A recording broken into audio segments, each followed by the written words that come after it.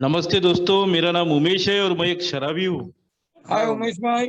हाय हाय, भगवान की असीम कृपा है दोस्तों, आप लोगों का साथ, निरंतर मीटिंग और फेलोशिप की ताकत। यही वजह है दोस्तों कि मैं शराब की उस जहरीली गुट से दूर हूँ। एक सुखी समाधानी संतुलित जीवन केवल और केवल एक दिन के आधार पर जीने की कोशिश करता हूँ। दोस्तों, लगभग मेरा भी शराबीपन है, 17 से 18 साल का रह चुका है। मैं भी एक काफी अच्छी फैमिली से बिलोंग करता था। टीचर पिताजी शिक्षक हुआ करते थे और दादाजी खेती-बाड़ी किया करते थे। तो ज़मीन-जुमला भी काफ़ी अच्छा था और एक अच्छे परिवार से बिलॉन्ग करता था। शुरुआती दिनों में काफ़ी अच्छे संस्कार भी मिले थे और परिवार में जो मेरी हर जो ख्वाहिशें रहती थी, वो पूरी होती थी। पिताजी ने ऐसी कोई कसर नहीं छोड़ी थी मेरी पढ़ाई पढ़ाई के मामले में और काफ़ी अच्छे उनको एक्सपेक्टेशन थे। तो शुरुआती दिनों में मैं पढ़ाई में भी काफ़ी होशियार था, खेल-कूद में भी बहुत ही अच्छा था। लेकिन जैसे-जैसे मैं बड़ा होते गया, वैसे-वैसा मेरा जो स्वभाव है, वो भी बदलते गया। वो हर चीज़ जो है, वो मुझे पहले चाहिए थी और मैं हर चीज़ में दोस्तों घाई गड़बड़ी वाला काम था कि मोर एंड मोर, ज़्यादा से ज़्यादा मुझे मिलना चाहिए, हर कोई मेरी प्रशंसा करना चाहिए। खेल-कूद का मामला हो, तो वहाँ पे भी मेरा परफ़ॉर्मेंस अच्छा आना चाहिए। तो उन मामलों में दोस्तों मैं अपनी हार मानने वाला खिलाड़ी नहीं था। यानी मैं हमेशा अपने आप को एक जीतने वाला इंसान समझने लगता था और मेरे वजह से ही ये सब लोगों को चलना चाहिए, ये मेरी सोच थी।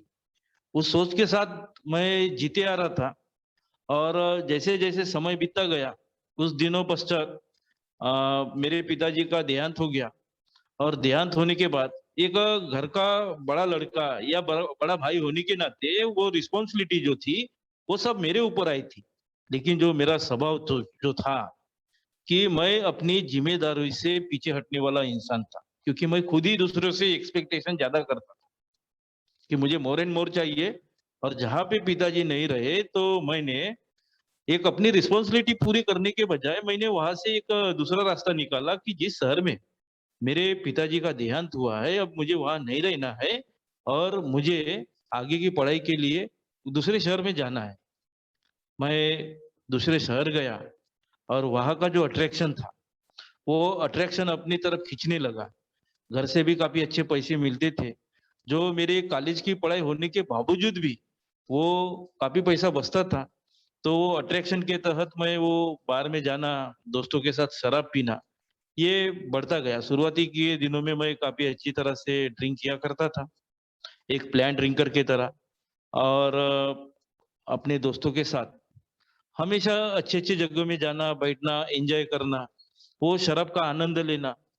लेकिन एक पल ऐसा आया था ज़िंदगी में कि ये शराब ने मेरी जो ज़िंदगी थी, वो पूरी तहस-नहस कर दी थी। मैं पढ़ाई में भी काफ़ी अच्छा था, तो ऑब्वियसली मुझे अच्छे स्कूलों से ऑफ़र आए। मैं एक जगह टीचर लगा था, वहाँ पे भी शुरुआती के दिनों में मैंने काफ़ी अच्छा परफ़ॉर्मेंस दिया था। लेकिन एक पल ऐसा आया था कि वो मैनेजमेंट को मेरे बारे में सख्त कदम लेना पड़ा। उसकी वजह जो थी वो शराब थी। वो जॉब मुझे छोड़ना पड़ा। फिर भी दोस्तों मैंने अपनी ज़िंदगी में हार नहीं माना। एक जॉब जाने के बाद मैंने अपनी आगे की पढ़ाई के लिए मैं फिर से तैयारी तैयारी करने लगा। वैसे जैसे-वैसे मैंने पीजी किया।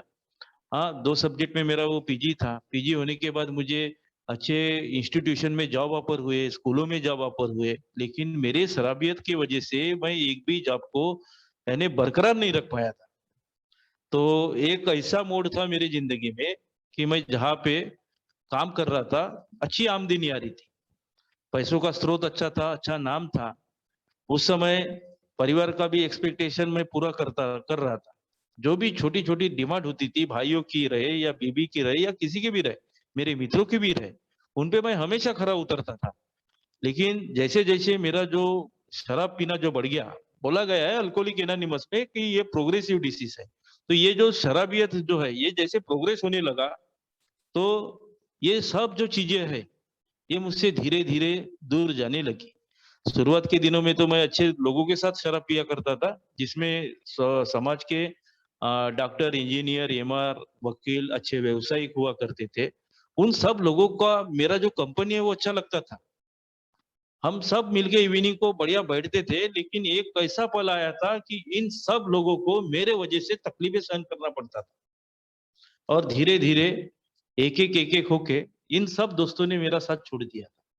शराब इस कदर बढ़ गई थी कि शराब की वजह से जो मेरी पारिवारिक ज़िंदगी थी, उसमें भी बहुत ही अड़चनें आने लगी थी। आए दिन मेरे परिवार के साथ, फैमिली के साथ झगड़ा होने लगा था। बात यहाँ तक की आती थी कि मारपीट की भी नौबत आया करती थी। माँ के साथ मेरे रिलेशन खराब हो गए थे। मेरे भाइयों के साथ मेरे रिलेशन खराब हो गए थे। यहाँ तक कि मेरे बुआ, मामा, मामा जी, मौसा जी, जो कुछ भी है, जितने रिलेशन है, ऐसा एक भी रिलेशन मैंने अच्छा नहीं रखा था। सभी के साथ मेरा वो 36 का जो आंकड़ा था, वो बना हुआ था। सास-ससुर जो थे, जो एक पिता की तरह होते हैं, उनके साथ भी मेरे रिलेशन अच्छे नहीं थे। हमेशा मैं उनको फ़ोन करके गाली-गलौज किया करता था कि आप अपनी लड़की को समझाओ, नहीं तो यहाँ से लेके जाओ। ये मेरे बोलने में इस तरह का रिजाइमेंट रहता था।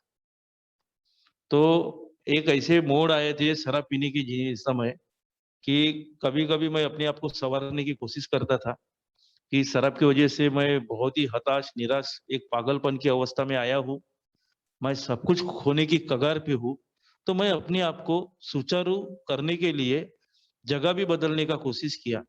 दूसरे शहर गया, वहाँ पे भी मुझे जॉब प्रोवाइड हुआ, लेकिन मैं शराब की वज़ह से वो जॉब को बरकरार नहीं रख पाया और परिणाम यूँ हुआ कि जॉब से निकालने के बाद मैं किसी काम का नहीं रहा। मैं टोटली जॉबलेस बन गया था और वो ऐसा मोड़ आया था। एक दर्दनाक कहानी जो आई थी मेरी ज़िंदगी में कि मैं पाई-पाई के लिए मोहताज हो गया था। यहाँ तक कि बीवी जॉब करती थी, उसके कमाई पे मैं डिपेंड रहने लग गया था। या मेरी माँ मुझे कुछ पैसे भेजेंगी, मेरे भाई कुछ पैसे मुझे देंगे, तो उन पैसों से जीना, उन पैसों से शराब पीना। और मेरा शराब पीना और एक तरफ बीबी के ऊपर वो शराबियत में अत्याचार करना, ये दोनों बातें बढ़ने लगी। परिणाम यूँ हुआ कि मेरे बीवी ने मुझे घर के बाहर निकाल दिया और जब मैं जैसे-तैसे मैं अपने शहर गया, आमगाँव गया, अपनी माँ के पास, तो उन्होंने भी दोस्तों मुझे ज़्यादा दिनों तक अपने साथ नहीं रखा। उन्हें भी कहीं न कहीं महसूस हुआ कि ये अभी हमारी जो इज़्ज़त है, उसकी ये धज्जियाँ उड़ाएगा, ये तहस-नहस करेगा। इसलिए उन्होंने ये ब्रह्मपुरी नाम के एक शहर में लाके खड़ा कर दिया मुझे। यहाँ पे किराए का रूम दिया और उन्होंने बोले कि तुझे अब आगे चल के क्या करना है, ये तू डिसाइड कर। तुझे शराब पीना है या गाँव में जो पुश्तैनी ज़मीन-जायदाद है, वो खेती-बाड़ी करना है, ये तू डिसाइड कर। अब दोस्तों ये जो मेरे ज़िंदगी में ये सेकंड जो फ़ेज़ आया था, वो फ़ेज़ में मैं काफ़ी खुश था कि चलो अभी यहाँ पे मुझे टोकने वाला, रोकने वाला कोई है ही नहीं। और माँ ने तो मुझे बहुत ही अच्छा वादा भी किया था कि मैं महीने के कुछ पैसे भेजूँगी। तो मैं ये सोचने लगा कि चलो एक तरफ मेरे पास किसानी का पैसा आएगा, दूसरी तरफ माँ पैसा भेजेंगी, मेरी ज़िंदगी आराम से कटेगी। और मैं यहाँ आने के बाद मैं 24/7 आवर टोटली मैं शराब में डूबा हुआ रहता था। मुझे सुबह, दोपहर, शाम, रात को शराब लगती थी और जो मेरे जो दोस्त थे, वो पूरी तरह से बदल चुके थे। शराब की मार ने दोस्तों मेरी जो हालत इतनी खराब कर दिया था, जो शारीरिक अवस्था जो थी, काफ़ी खराब हो चुकी थी। हाथ-पैर एकदम बारीक हो गए थे। वो वॉमिटिंग आना चालू हो गया था। हाथ ऐसे थरथरा काँपते थे। मैं 2 निवाले भी नहीं खा सकता। कभी शहर से मेरी माँ आती थी, मुझे देखने के लिए या मिलने के लिए और वो देखती थी कि मेरा बेटा अब तो बहुत पहले से बहुत खराब हुआ है और चलो इसको कुछ बना के खिलाते, इसे खाने के लिए बराबर मिलता नहीं होगा या अकेलेपन में ये खाता नहीं होगा। वो तरह-तरह की डिशेज़ बनाती थी और वो मेरे सामने रखती थी। लेकिन दोस्तों मैं वो चीज़ें नहीं खा सकता था, क्योंकि मैं इतना एडिक्टिव बन गया था कि विदाउट शराब, बगैर शराब के मैं 2 निवाले भी नहीं पचा सकता था। और मैं अपनी माँ को उस समय बहुत ही भला-बुरा कहता था कि ये बनाने की क्या ज़रूरत है, ये चीज़ें मुझे नहीं जमती अब, ये खाना मैंने छोड़ दिया। वहां नाराज होती थी, रूठ जाती थी, वो भी मझदार में छोड़ के चली जाती थी। हाँ, कोई रिश्तेदार पूछता नहीं था, वो रिजाइनमेंट बढ़ता था। मैंने कई बार वैसे वो सुसाइड के थॉट मेरे अंदर आते थे।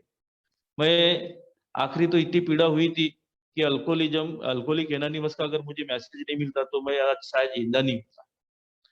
हाँ, मुझे हमेशा लगता था कि कहीं न कहीं मैं एक दिन ये शराब को अच्छी मात्रा में पीऊँगा। ये सपना था, वो सपना भी पूरा नहीं हो सका था। यहाँ तक कि जो सामाजिक अवस्था थी तो समाज ने बॉयकॉट कर दिया था। एक ही शहर में, इसी शहर में बहुत सारे रिलेटिव रहते थे, लेकिन सबने पन्नी काटा था। कोई मिलने नहीं आता था, कोई हाल-हवाल नहीं पूछता था, कोई अपने घर में नहीं बुलाता था।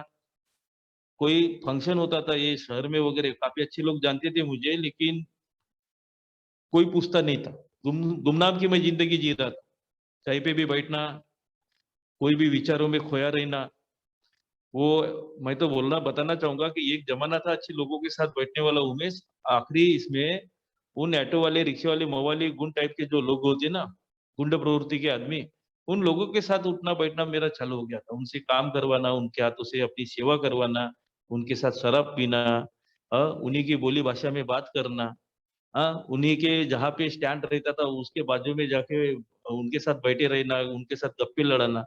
कई दफ़ा तो दोस्तों मुझे इतने पढ़े-लिखे इंसान को लोगों ने एक रिक्शे वाला भी समझा है।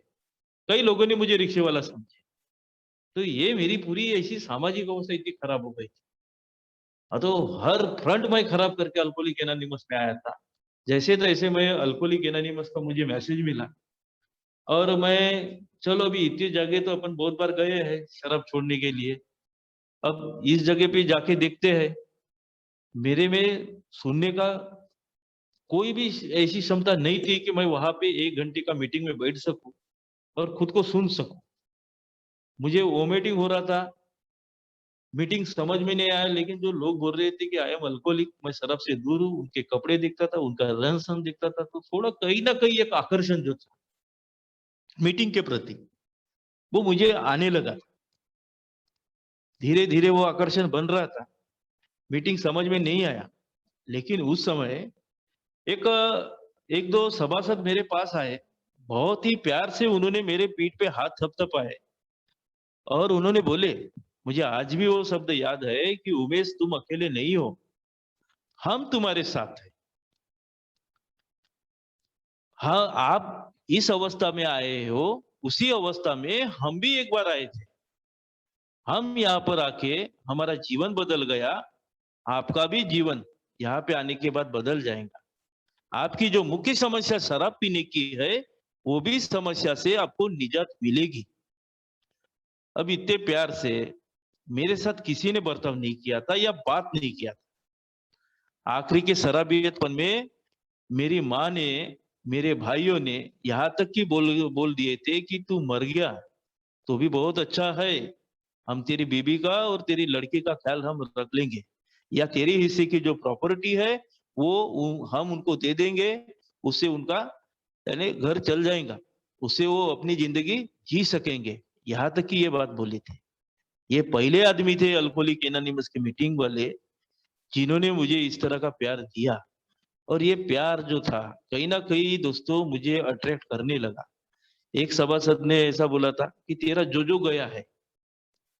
मैंने अपना दुखड़ा उसके सामने रोया।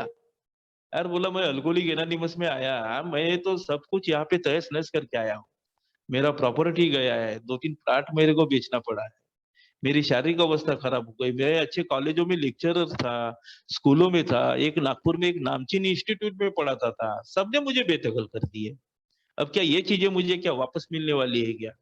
हाँ, अभी तो मैं ये उम्मीद पे आया हूँ यहाँ पे कि अगर यहाँ से जाऊँगा, तो मुझे जो बची-खुची जो ज़मीन है, जायदाद है जो मेरे नाम की, वो बेच के जो मेरे आखिरी दिन है, वो बड़े मज़े से काटूँगा मैं। उससे शराब पीऊँगा या कुछ पैसे अपनी बेटी के नाम से करूँगा।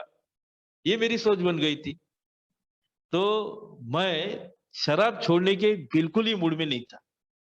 मेरे ज़िंदगी का एक सूत्र ही बन गया था, शराब के साथ जीना और शराब के साथ मरना। ये मैंने नहीं सोचा था कि मेरा परिवार मेरे साथ आना चाहिए, मेरे रिलेशन जिनके साथ खराब हुए हैं वो अच्छे होना चाहिए, या आर्थिक अवस्था जो मेरी अच्छी है यानी खराब थी, वो अच्छी होना चाहिए, ये नहीं सोच रहा था। लेकिन वो मीटिंग का जो ये कमरा है अल्कोहलिक एनोनिमस का, वो मेरे साथी सभासद है जिन्होंने पहले दिन से मेरा हाथ थामे हुए रखा था। मैं जिस अवस्था में आया था उस अवस्था में उन्होंने मेरा स्वीकार किया था। ये वही वजह थी दोस्तों कि मैं यहाँ पे रुका रहा, बना रहा, निरंतर आता रहा। और आने का बहुत चमत्कार हुआ। मेरा जो टाइम है अच्छे लोगों के साथ स्पेंड होने लगा। मैं एक जनरेशन से दूसरी जनरेशन में ट्रांसमिट हो गया। और वो विचारों का जो आदान प्रदान है और वो अनुभव की जो भाषा थी, वो अनुभव की भाषा कहीं ना कहीं मुझे अपनापन मिलने लगा। और एक मिरेकल हुआ। मेरा पहला दिन काफी अच्छा गया, दूसरा दिन काफी अच्छा गया, तीसरा दिन काफी अच्छा गया। 8 दिन के बाद दोस्तों मुझे थोड़ा बहुत जस्टिफिकेशन मिल गया कि यस उमेश, तू जहां पर आया है एकदम सही जगह पे आया है। तू जहां पे अभी है वहां पे तेरा फायदा हो ना हो, लेकिन तेरा नुकसान कोई होने वाला है नहीं। तू आता रहे। मैं निरंतर मीटिंगें करने लगा। और जब मैं मीटिंग कर रहा था तो बहुत सारे ऐसी कठिनाइयां भी आई। मेरा हमेशा सवाल रहता था, मैं मीटिंगें कर रहा हूँ, शराब से दूर हूँ, मुझे मेरा परिवार कब मिलेगा? मेरे जो आर्थिक अवस्थाएं जो है वो खराब हुई है, वो कब अच्छी होंगी? मेरी माँ, मेरे भाई, मेरे अड़ोस पड़ोस के, मेरे जो सामाजिक स्तर के जो लोग हैं, ये कब मुझे अपनाएंगे? मेरे साथी सभासद हमेशा कहते थे कि भगवान पे भरोसा रख। अभी तू सिर्फ शराब से दूर रहना, अभी कुछ दिनों के बाद तुझे ये चीजें सब मिलेंगी। धीरे धीरे तेरे जिंदगी में सब बदलाव आएगा। तेरी जिंदगी में जो ये खालीपन है ये तुझे मिलेगा। अब मैं भी देखो, मैं पहले से बहुत स्ट्रेस फॉरवर्ड का, और मुझे पहले चाहिए, पहले चाहिए, ये जो मेरा स्वभाव दोस्त था। मैं हर चीज में जल्दबाजी किया करता था। शुरुआती के दिनों में तो मैं अकेला था, इसलिए मेरे सोसाइटी में तो मुझे खुद ही, यानी यहाँ पे मरीज भी मैं था, पेशेंट भी मैं था, और डॉक्टर भी मैं था। सिर्फ फेलोशिप, एक स्ट्रांग फेलोशिप मेरे साथ खड़ी थी, जो इनके साथ मिलके मैं शराब से दूर था। लेकिन जो मेरा ये आत्मविश्वास है, एक बार डगमगाया दोस्तों। मैं मुझे लगा कि इतना अच्छा रहने के बावजूद भी कुछ नहीं हासिल हो रहा है, ये कोई लाइफ है क्या? और वो ये लगभग 4 महीने के बाद मेरे हाथ में शराब आई थी। मैं सोबर रहने के बाद मेरा 4 महीने के बाद रिलैप्स हुआ। और 4 महीने के बाद जब रिलैप्स हुआ, मैंने 4-5 दिन शराब पिया। और जब मैंने शराब पिया तो उस समय मेरा परिवार, जो मेरा बीबी था, उसे मालूम हुआ, वो फिर से वापस आई। और फिर से उसने मुझे वो मीटिंग के साथ फिर से दोबारा जोड़ा। जोड़ने के बाद वो उसने एक डिसीजन लिया कि अब मैं इसी के साथ रहूंगी। वो सब अपना सामान वामान पैकअप करके वो ब्रह्मपुरी रहने के लिए आई। अब मेरा जो युद्ध था, 2 चीजों के साथ था। एक तो शराब से दूर रहना था, और दूसरा जो युद्ध था कि मेरी जो पारिवारिक जिंदगी थी उसको चलाना था। अब अल्कोहलिक एनोनिमस का जो मुझे प्रोग्राम मिला था, उसकी सहायता से मुझे ये सब करना था।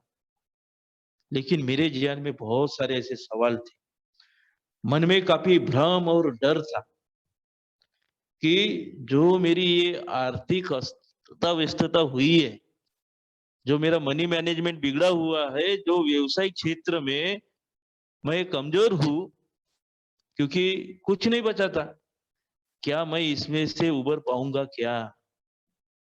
ये मेरी पहली समस्या थी। शुरुआती दिनों में बीबी आई थी, लेकिन वो गैप जनरेशन था, बहुत दिनों का कम्युनिकेशन स्किल अच्छे से नहीं हो रही थी। हमारे जो विचार जो जो थे दोनों के, वो पीरियडिक्सली थे, विरोधाभासी होते थे। जो चीजें मुझे पसंद थी वो चीजें उसे पसंद नहीं आती थी। कभी कभार मनमुटाव होता था। हमेशा डर लगा रहता था कि दोबारा शराब ना हाथ में आ जाए। लेकिन वो मुझे अल्कोहलिक एनोनिमस की जो प्रेयर ये दिया गया था, जो पहला कदम दिया था कि हम शराब के सामने बिल्कुल हताश है, पावरलेस है and our life is become unmanageable. बस ये जो लाइन थी पहले कदम की, वो मेरे दिमाग में मैंने ऐसे फिट कर दिया था कि चाहे कितनी भी विपरीत परिस्थिति आए, हमें शराब नहीं पीना है। और ऐसी समस्या भी आती है तो फेलोशिप का मुझे सहारा लेना है, मदद मांगना है, प्रेयर करना है।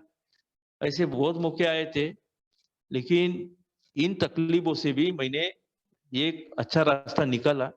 मैंने अपने आप को हमेशा सिक्योर रखने का कोशिश किया। तो ये जो आर्थिक अवस्था के बारे में था, तो मैंने अपना व्यवसायिक क्षेत्र जो था, वो मैंने चालू किया। सभी बोलते थे कि तू घबरा मत उमेश, ये सब दिन निकल जाएंगे, तू सिर्फ भगवान पे भरोसा कर और कंटिन्यू मीटिंग कर। तुझे ये मीटिंग ही ऐसा स्रोत है, ऐसा माध्यम है कि तुझे आगे चल के क्या करना है वो तुझे वहीं पे मालूम है। शुरुआती के दिनों में मेरे पास काफी कम एडमिशन आई थी। मैं हताश हो गया था, निराश हो गया था, डर महसूस हो रहा था कि इन वजह से मेरे हाथ में शराब ना आ जाए, शराब अगर हाथ में आई तो परिवार ना चले जाए। ये सब चीजें मेरे अंदर आती थी। दूसरी जो चीजें थी दोस्तों, जो शराबियत के साथ साथ दोस्तों मेरी एक दूसरी लड़ाई थी। एक ऐसा मुख्य वाकया हुआ था कि मेरे क्लासेस में एक बच्चे को मैंने मारा था। वो थोड़ा पुलिस कंप्लेंट भी हुआ था।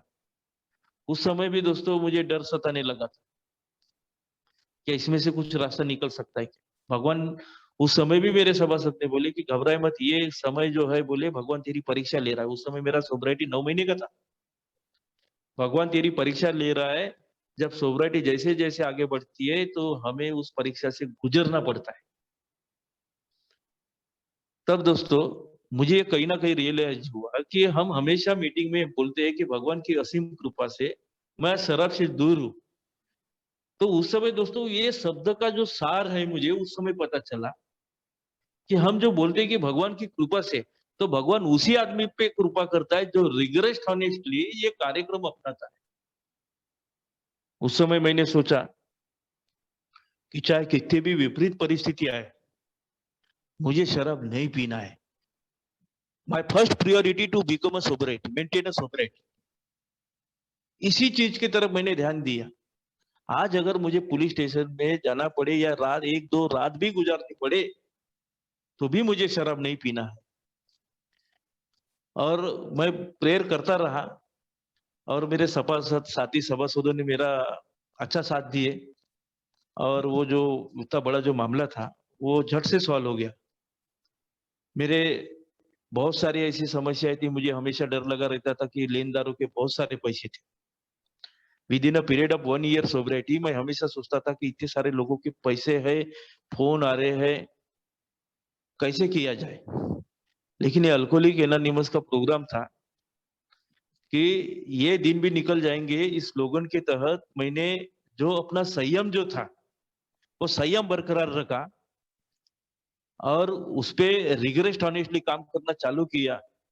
घर की जिम्मेदारी की पूर्ति करते हुए जो भी कुछ पैसा बचता था, धीरे ही सही मैंने उन लोगों का पैसा चुकता करना चालू कर दिया। और जैसे जैसे मैंने लोगों के पैसे देना चालू किया, तो वैसे वैसे उन लोगों का जो विश्वास था, जो मैंने खोया था, वो धीरे धीरे मैंने वो हासिल करना चालू किया। कई ऐसे मौके आए कि मैं उनकी जो किस्त है टाइम पे नहीं बेचता था, लेकिन वो लोग नाराज नहीं होते थे। वो समझदारी से काम लेते थे और बोलते थे कि कोई बात नहीं, अभी तो बहुत अच्छा है, यही हमारे लिए बहुत काफी अच्छा है। हमें अभी विश्वास हो चुका है कि आप हमारे जो बचे हुए पैसे हैं वो आप हमें दोगे। मेरे सास ससुर के साथ भी रिलेशन अच्छे थे, ये भी मुझे हमेशा लगता था क्या मेरे सास ससुर के साथ मेरे रिलेशन अच्छे हो सकते हैं क्या। अगर मैं अल्कोहलिक एनोनिमस में ना होता तो इसकी कोई गुंजाइश ही नहीं थी कि मेरे वो सास ससुर के रिलेशन अच्छे हो, यहाँ तक कि वो मेरे संबंध ही ना होते। क्योंकि एक ऐसा पल आया था मेरी जिंदगी में कि जब मेरे मिसेस ने मुझे घर के बाहर निकाल दिया था, मैं अकेला गिर गया था। I have no family. Barampuri नाम के शहर में जब मैं रहता था, तो मेरा ससुर मुझे बहुत परेशान करता। हर दिन शाम को फ़ोन करता था और हमेशा बोलता था कि, "तू कोर्ट में आ जा और मेरी बच्ची को तू अभी तलाक दे दे। तुम्हारे साथ कोई रिलेशन रखना नहीं है। तलाक देके हमें फ्री कर।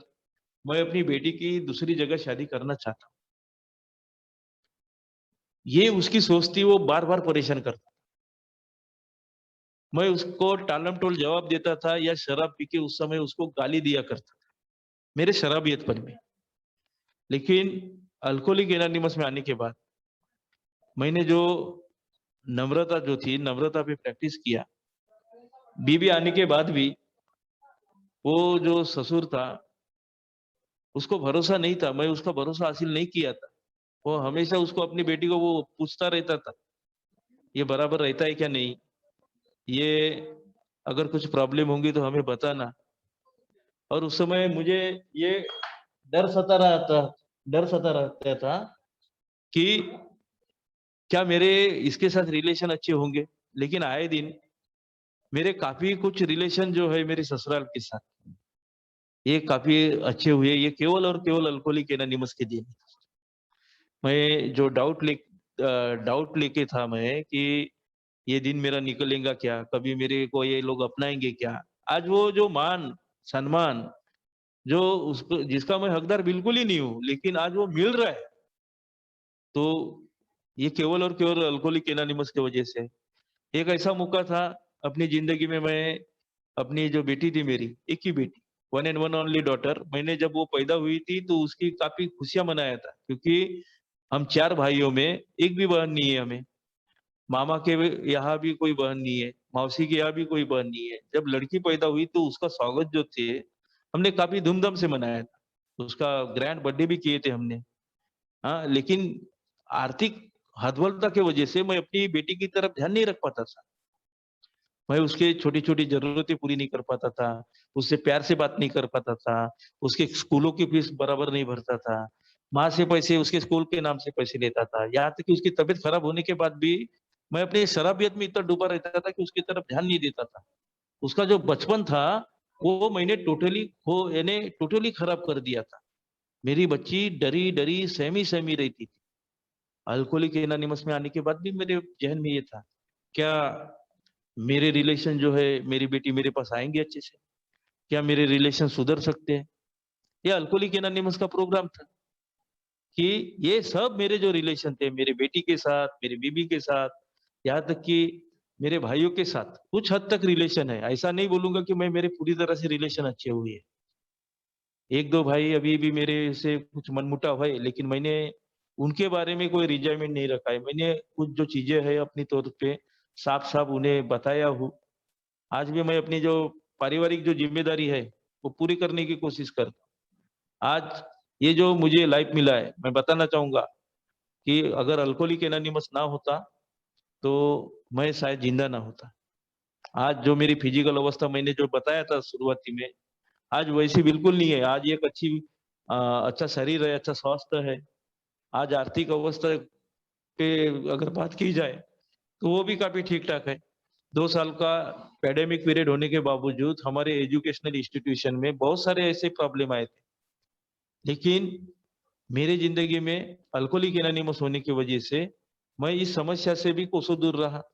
मेरा इकोनॉमिकली ग्रोथ जो है, उतना अच्छा नहीं था, लेकिन उतना खराब भी नहीं था। मेरी जो ज़रूरतें थी, आसानी से पूरी हो रही थी। तो ये प्रोग्राम जो है, मेरी ज़िंदगी में ये प्रोग्राम ने काम किया। घर के लिए मैंने समय निकाला, घर में फेलोशिप के लिए समय निकाला। आज कहीं न कहीं जो उमेश है, वो किसी के काम का नहीं था। आज लोगों के काम आ रहा है। हाँ, आज सर्विस के मामले में देखा जाए या अपने पारिवारिक या सामाजिक स्तर पे देखा जाए, तो ये जो सभी फ्रंट है, कुल मिला के जो डैमेज हुए जो फ्रंट है, आज एक रिकवरिंग के मार्ग पे है। मैं ऐसा नहीं कहूँगा कि रिकवर है। तो जो पहले जो मैं सोचता था, ये दिन भी निकल जाएँगे क्या? ये दिन निकलेंगे क्या? मेरा प्रॉपर्टी बचेगा क्या? मेरी बेटी मेरे साथ रहेंगी क्या? मेरी बीवी मेरे साथ रहेंगी क्या? मैं मेरी कौटुंबिक जिम्मेदारी जो है वो अपनी पूरी कर पाऊँ, क्षेत्र में, व्यवसायिक क्षेत्र में अच्छा काम करूँगा क्या? ये सभी जो सवाल रहते थे, ये कहीं न कहीं पूरे हुए थे। वो आज भी मुझे याद आती है। वो हमारे एक सभासद थे, उन्होंने बोले थे, "सब कुछ मिलेगा तुझे यहाँ पे। कोई ज़रूरत नहीं है तुझे खेती-बाड़ी बेचने का। कोई ज़रूरत नहीं है तुझे खेती-बाड़ी बेचने का।" तो दोस्तों आज सही में बताता हूँ कि मुझे ऐसा कोई मौका नहीं आया कि मेरा जो प्रॉपर्टी वो आज बचा है। सब कुछ अल्कोहलिक एनोनिमस की वजह से। आज जो मिला है ये गॉड गिफ्टेड है। मुझे ये मेंटेन रखना है, ये बरकरार रखना है, तो मुझे निरंतर मीटिंग में आना है, आप लोगों के साथ आपके अनुभव मुझे सुनना है, अपने अनुभव मुझे साझा करना है और जो मुझे मिला है वो दूसरे को मुझे देना है। अगर ये चीज़ें करता हूँ, तो जो-जो मुझे जो मिला है, जो-जो ये अच्छे दिन मेरे ज़िंदगी में आए हैं, वो बरकरार रहेंगे। अगर इन चीज़ों को अगर मैं छोड़ देता हूँ या मीटिंग से दूर जाता हूँ या स्पॉन्सर की अगर मदद नहीं लेता या फेलोशिप से दूर भागता हूँ या इन कदमों के ऊपर काम नहीं करता, तो जो अभी मिला है, जो रिकवरिंग में हासिल हुआ है, ये चीज़ें भी दूर जाने के लिए टाइम नहीं लगेगा। तो आज भी मैं ये स्लोगन पे, ये मीटिंग पे चलने का प्रयास करता हूँ। मेरे जो अनुभव थे इस विषय पे मैंने आपके सामने रखा और आपने काफ़ी शांति से सुना। इसलिए आपका धन्यवाद और मैं पायोनियर समूह का एक बार फिर से शुक्रिया अदा करता हूँ कि उन्होंने जो मेरे अनुभव जो थे, ये विषय पे रखने के लिए बोले, उसके लिए thank you so much. Thank you sir, thank you.